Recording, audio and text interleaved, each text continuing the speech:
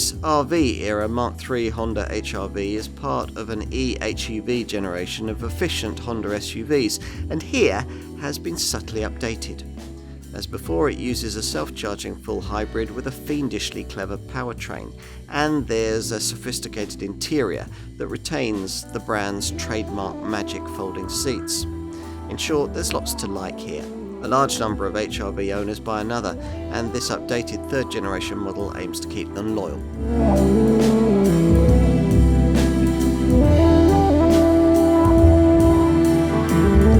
Here, Honda's third generation HR-V small e-hybrid SUV gets a mid-term wash and brush up, yet still retains its practical virtues. And here, we're going to take a closer look. You could argue, and Honda certainly does, that the HR-V was the originator of today's overpopulated segment for compact SUVs. It certainly wasn't a generally recognized genre when the first generation GH series model was launched back in 1999, marketed by the brand as the Joy Machine. But production petered out in 2005, and amazingly, there was no replacement until the second generation RU series model came along in 2013, by which time Honda had, of course, missed the boat for volume sales in the segment.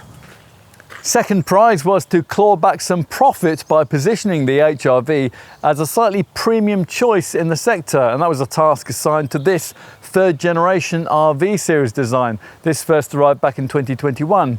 Its major headline was an exclusive focus on Honda's eHEV full hybrid technology, which the brand hoped would justify a slight move up market in terms of both size and price. Sales veered on the steady side of slow prior to the arrival of this lightly facelifted model in autumn 2024. Should it though factor in your class deliberations? Well, to find that out, you're going to need the industry's most comprehensive review, the Car and Driving Road Test.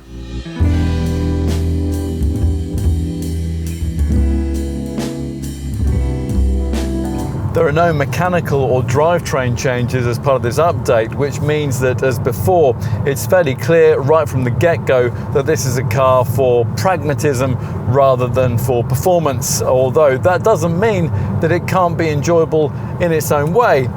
Quite a few of the ingredients actually work really very well here. The highlight is ride quality, and that's aided by sophisticated suspension bolted to a more rigid platform. In fact, the way this car cossets you over porous surfaces might easily sell you on it, the ride being soft but well damped. The whole setup is supple enough to absorb bumps while controlling body roll through the corners. The vague steering, that won't encourage you to push on very much through those turns, but if you choose to do that, then you'll find plenty of traction and some of the feel of a larger and more expensive SUV. But what you're really going to need to get used to if you're going to choose this car is the way its rather unique petrol engine works. A self-charging hybrid of the full fat sort, unlike the token effort mild hybrids which brands like Ford provide in this segment. Honda calls it an eHEV, and it comes in one variety only with CVT auto gearbox and front wheel drive. It's the same 1.5 litre twin electric motor power plant that we've already seen in Honda's Jazz Super Mini, but here, to cover off the HR-V's extra weight, there's a bigger battery, 1 kilowatt hours as opposed to 0.86 kilowatt hours, and power's boosted by 21 PS to 131 PS. The full hybrid powertrain format the market's most familiar with is the planetary gearbox system that was developed by Toyota, but this setup's different. The idea is to make the car far more like a full EV. You can't plug it in, but battery power is certainly in play far more of the time than is usual with a self-charging hybrid. The engine only actually drives the wheels when full power is needed, and even then it usually gets some electrical assistance. Otherwise, its role is to drive a generator, and that keeps the battery topped up so that the electric motors can supply forward motion to the front wheels. Now in theory, more time spent in EV motion means a quieter drive, and sure enough, when it's being driven very gently, the HR-V is indeed quiet, smooth and pleasantly responsive, with just a gentle hum there from the electric motors actually. Flex your right foot even a modest extent though, and the piece is very definitely broken with a cattle-like moo which frequently cuts in and out and which you would tire of very quickly if you were going to continue to drive in this manner. There's also a return to the early days of elastic band style CVT auto gearbox response, which initially reacts to a significant right foot prod by soaring the revs skywards without very much in the way of forward motion. Selecting the most urgent of the three provided drive modes, Sport doesn't help very much, but you'll need that if you're going to try to replicate Honda's quoted stats. 62 miles an hour from rest in 9.4 seconds on the way to 109 mph. It's better though to settle back into the two more sensible drive settings, Econ or Normal, and drive this car with a bit more decorum, at which point you begin to like it a whole lot more. The powertrain itself automatically switches between three settings as you drive: electric drive, hybrid drive and engine drive. That's to maximize the efficiency. Maybe at this point you'll also want to play with the paddles behind the steering wheel. These are provided to alter the amount of regenerative braking, but you'll quickly tire of doing that. Firstly, because none of the three levels appear to much alter off-throttle deceleration, and secondly, because your selections are automatically overridden by the car after a short time, and that can be rather frustrating. If you want to maximize the energy recuperation benefits of brake energy regeneration, it's easier to simply click the gear lever into its alternative B drive position. Despite the provision of hill descent control, arduous use is predictably broadly beyond this HR-V's remit. You won't be able to pull much more than a ton in this car, and there's no four-wheel drive option of the sort that you can have on one of the rival full hybrid models in the class, the Toyota Yaris Cross.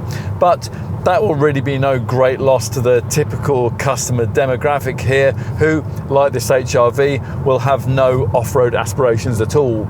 And that's just as well, because even with extra grip you wouldn't get very far due to the extremely modest ride height. There's only 150 millimeters of it when the car's fully loaded.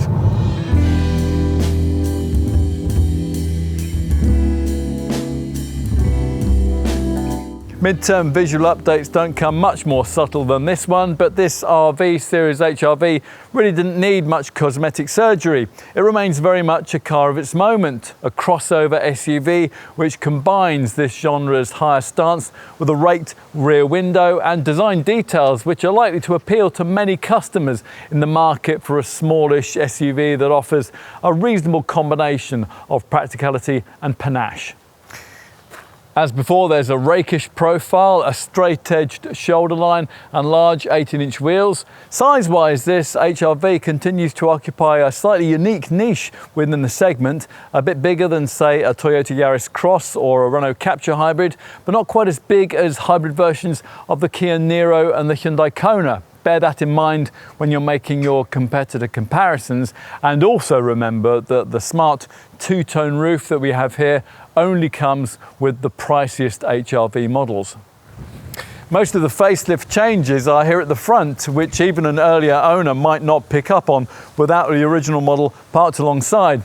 Believe it or not, this whole front panel is actually new, as is the horizontally slatted grille with its blue-tinged Honda badge and contrast upper moulding.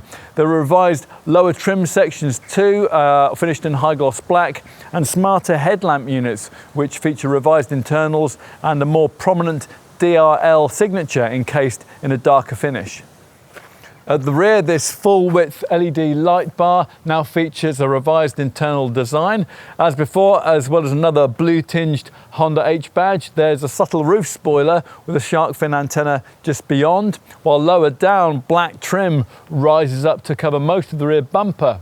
Underneath, this HR-V is built on the Honda global small car platform, and that prioritizes use of high tensile steel and incorporates an extra ring structure around the center of the cabin, not only for safety but also to better aid suspension control and refinement. So the exterior remains smart, if not especially distinctive. Let's take a look though inside. As before, it's a cabin designed to maximise the feeling of spaciousness, and it's aided by the same minimalist design language that was first used in the little Honda E. You might not mistake this for a premium brand model, but there is an impressive sense of calm and cohesion here, and it's aided by the almost unbroken soft touch horizontal trim strip that runs across the front of the cabin here, the centre of which is topped by this high-mounted 9-inch central touchscreen. It's underscored by what initially looks as if it might be ambient lighting, but slightly disappointingly it turns out to be a blue plastic trim strip that flows on into the doors. Horizontal vents stretch across the upper part of the fascia, bookended at each corner by these neat little silver vent controls, offering a diffuse setting which promises to spread the air more evenly around the cabin. The system directs air down the inside of the windows, and it provides a curtain of air to cool or warm passengers. Lower down, there is no conventional centre stack here, and as usual on a Honda, the driving position is exemplary and everything really does fall instantly to hand. As for the update changes, well, as with the outside, quite a lot's actually gone on here, but you'd really hardly know it. The lower central dash and centre console, they've been reprofiled to make access to the wireless phone charging mat easier from both the passenger and from the driver's seats. And the high gloss piano black trimmed lower part of the centre console is flatter and it's more ergonomic in design. Looking through the steering wheel, as before, there's an instrument screen with an unusual combination of physical speedometer dial on the right and a configurable information screen on the left.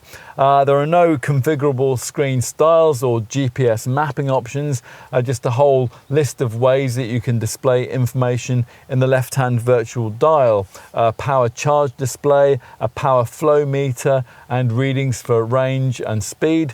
Or you can show your audio selection, your phone settings, navigation, a speed alarm, safety support, or something we've never seen before, a rather pointless brake light display. So onto that 9-inch Honda Connect central touchscreen we mentioned. It's smaller than the infotainment monitors you'll get in most rival models these days, but it is bright and clear and logically arranged with proper right-hand frame buttons and shortcut functions along the bottom.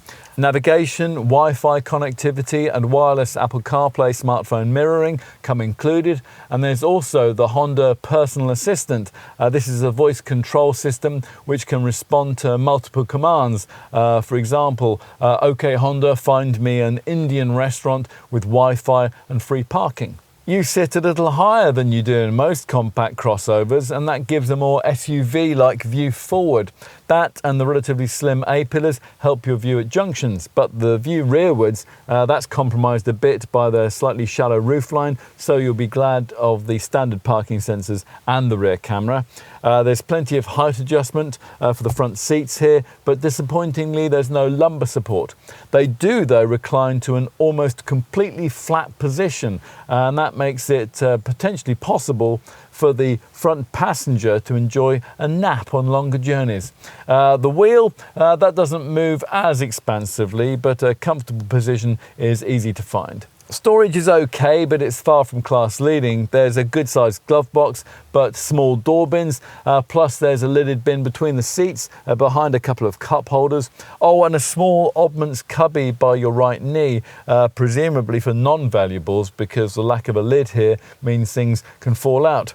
There is a phone tray with a wireless charging mat ahead of the gear lever there, plus there's a small storage shelf below the air conditioning controls with a USB-A socket on the right and a USB-C port on the left. Let's move now to the rear, where the doors are accessed by these hidden upper catches, loved by car stylists but loathed by short children. Before getting in, let's show you something that might really sell you this car actually, Honda's so-called magic seat. Now with this, the seat base can be flipped up towards the back of the car there, cinema seat style, enabling taller objects like an electrical item or a tall plant from the garden centre that you just purchased to be carried behind the rear seats. It's really, really useful.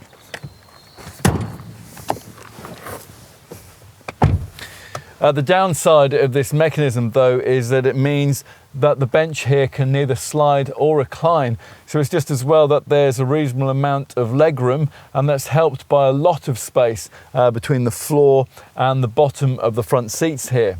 The outer two positions are of course very much the preferred place to be. Anyone who's seated in the middle here will find themselves perched on a rather flat and raised cushion and reaching for belts which are integrated into the ceiling, although at least they will have some leg space because of the flat floor and the positioning of the central console. Headroom, that might be a bit of a premium for taller folk. You can blame the so-called sporty roofline for that. And the headrests, well, they're of the type that dig into your neck or into your back unless they're raised upwards. What else? Well, there are air vents in the center console, 2 USB-C sockets, and an oddments tray, which is just the right size for a mobile phone or two. The door speakers are large, so there are no door bins, just deep hollows, which are only big enough to hold a 500ml bottle or a phone. However, there are also 2 cup holders in the generously sized central armrest and 2 bright circular lights in the ceiling. The rear grab handles both have coat hooks, and on the 2 top models you also get 2 seat back pockets. Base elegance trim only gives you one on the passenger side. That does seem actually a bit mean, doesn't it? Talking of trim levels though, this top version gives you a panoramic glass roof, but to get the benefit of that there's the faff of having to unclip removable panels and then wonder where to stow them. Finally, let's take a look at the boot, which is only power operated, like this one is if you avoid base trim. Just 319 litres in size. It's not very big. For comparison, a Kia Niro offers 451 litres and a Hyundai Kona 466. But at least the opening's wide and deep and the lips pleasingly low, which should make it easier to move heavier or bulkier items in and out. Honda says that 2 adult mountain bikes could be carried if their front wheels were removed. It's worth also twisting your dealer's arm to throw in this durable plastic load liner, the one we've been trying here. Without that in place, you'll be able to lift the leading edge of the cargo base and access a narrow underfloor compartment. This adds an extra 16 litres of capacity. Everything behind this is taken up by the drive system, so there's no space for any sort of spare wheel. The boot is certainly practically sized, with a useful recessed area on the right, lights on both sides, 4 tie downs and a bag hook on the left. This mesh upper tonneau cover is sitting on runners, so it'll conceal luggage even when it's loaded up to the window line. Does feel a bit flimsy though. It is a shame that Honda hasn't included either a ski hatch or a 40-20-40 seat back split. As a result, if you have a couple of rear seated passengers, longer items are going to have to go on the roof. Given the price here, it's also rather annoying that Honda doesn't provide cargo sidewall catches. So to most easily drop the 60-40 split rear backrest, you have to go around to the side. Still, at least there you'll be able to better appreciate the other advantage of that magic seat folding mechanism that we mentioned earlier on. This neatly cantilevers the seat base when it folds, so you get a completely flat load area, although still not a very large one. The 987 litre figure, it's 200 or 300 litres down on some rivals. In short, the useful seat flexibility costs you a bit in capacity, but Honda owners will usually tell you that the trade-off in usability is well worth it.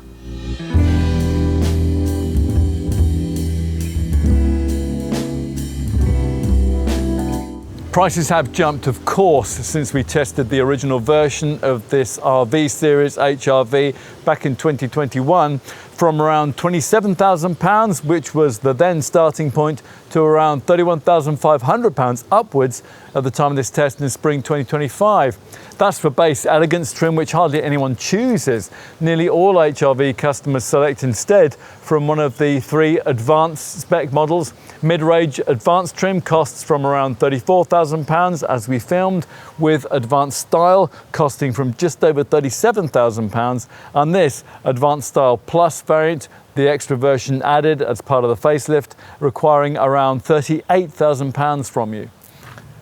Obviously, there's an awful lot else you could choose if you want a compact SUV for this kind of money, but the choices narrow considerably if you insist that, like this Honda, the car in question has to be a self-charging full hybrid, not a far less efficient mild hybrid model in the segment like, say, a Ford Puma or a Kia Stonic.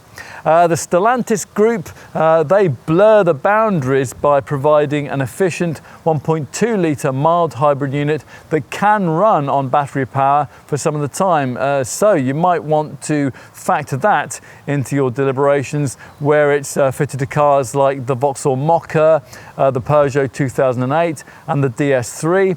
Maybe also hybrid versions of the Fiat 600, the Jeep Avenger and the Alfa Romeo Junior, which also use the same engine. All those cars will save you a few thousand over an HR-V.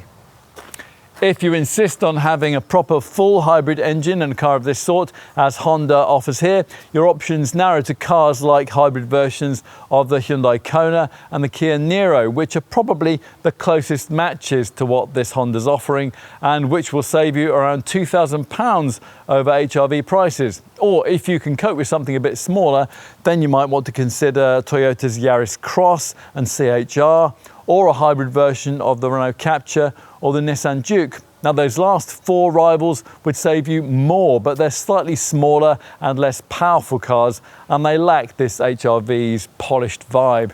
It's also worth pointing out, incidentally, that if you can cope with slightly less power and slightly less of an SUV look than is offered here, then much the same kind of confection as is here can be provided by Honda's Jazz Crossstar, which we've also tested separately.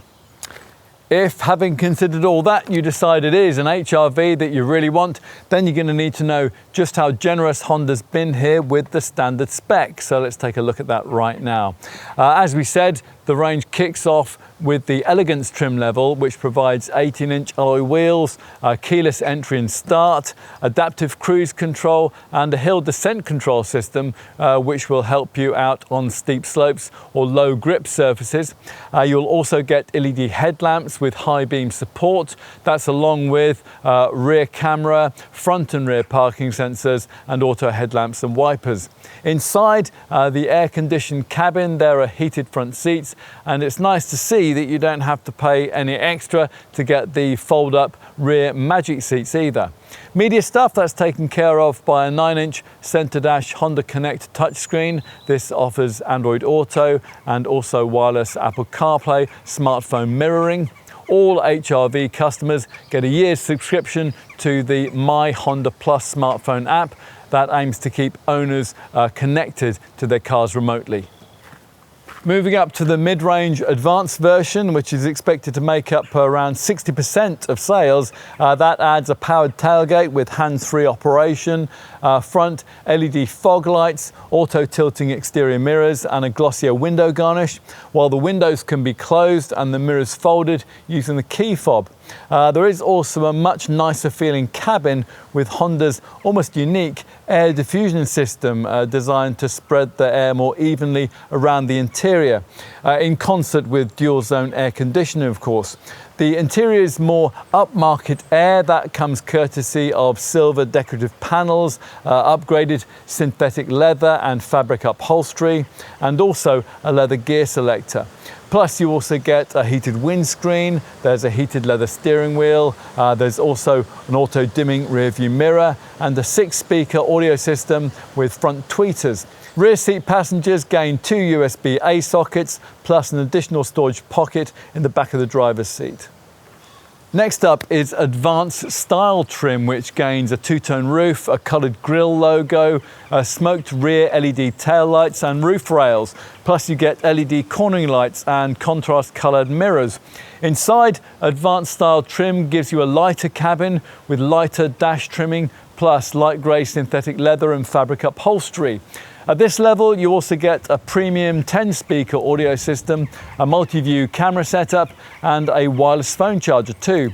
To that tally, this Advanced Style Plus flagship model, this adds a panoramic glass roof, active cornering lights, and automatic headlamp adjustment.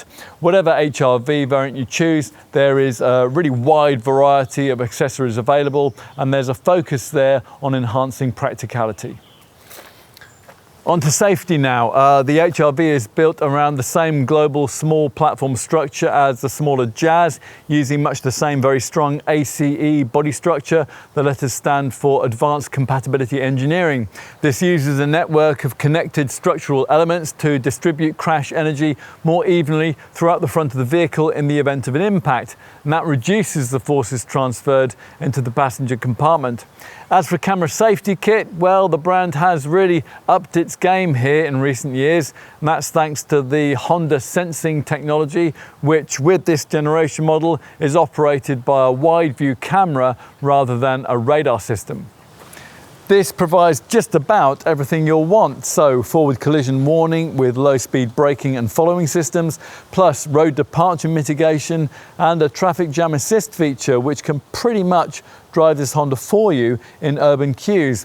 There's also lane departure warning, a lane keeping assist system, there's an intelligent speed limiter too, a collision mitigation braking system, and a driver attention monitor. Avoid base trim and you'll get a blind spot information setup, including a cross traffic monitor for junctions too.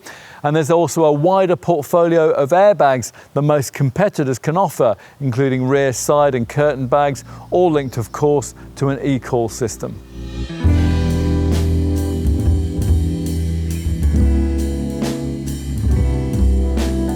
In our original test of this third generation model, we were disappointed to find that all of Honda's bafflingly clever HEV hybrid technology didn't actually amount to very much in terms of frugality statistics. The claimed figures, which really haven't changed with this facelift, are up to 52.3 mpg on the combined cycle and 122 grams per kilometre of CO2. These aren't the stats that we'd expect from a full hybrid in this class.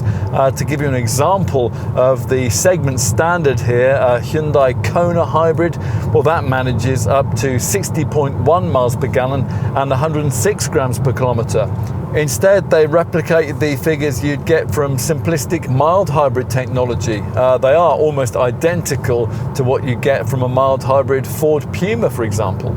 Still, Honda claims that the quoted figures are more real-world achievable than those of rivals, and we suspect that they actually might be right there.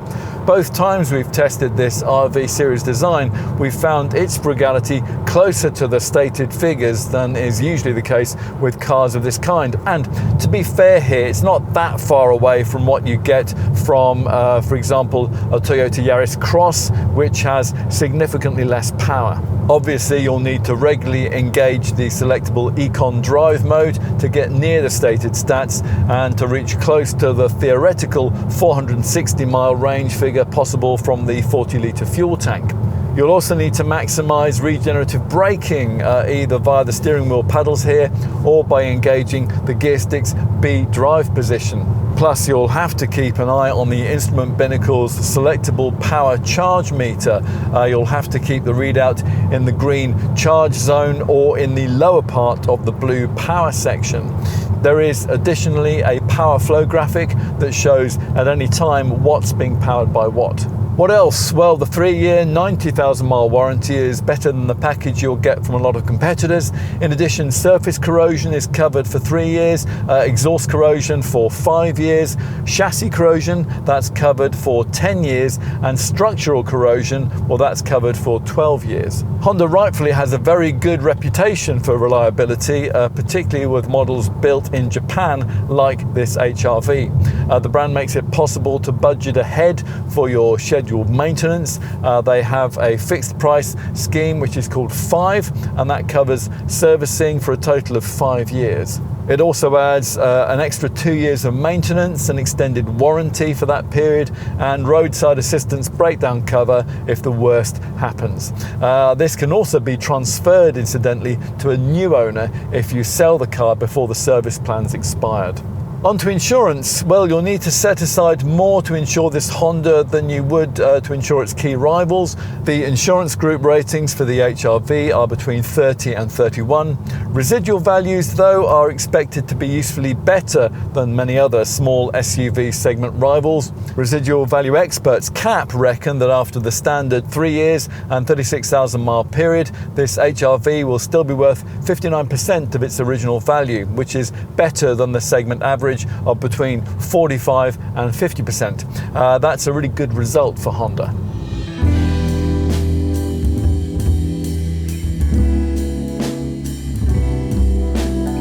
This Mark III HR-V has a level of sophistication that still makes many current small SUV rivals look rather old-fashioned, but you do pay a price for that. It'll be interesting to see how many segment customers are prepared to front up for it. Those that are will get themselves one of the most advanced and practical small crossovers on the market, with something old, the clever rear magic seats, and quite a lot that still feels quite new, the hybrid powertrain and also the minimalist dash. If you didn't already want an HR-V, then this midterm update won't persuade you otherwise. But if you are open to its charms, then we'd suggest that this Honda is definitely now worth a second look. After trying this car, you might decide that its quality feel, its real-world efficiency, and its clever practicality is worth a bit more spend, and or makes more sense than choosing an SUV of this kind with a premium badge. If that's your conclusion, then we wouldn't argue.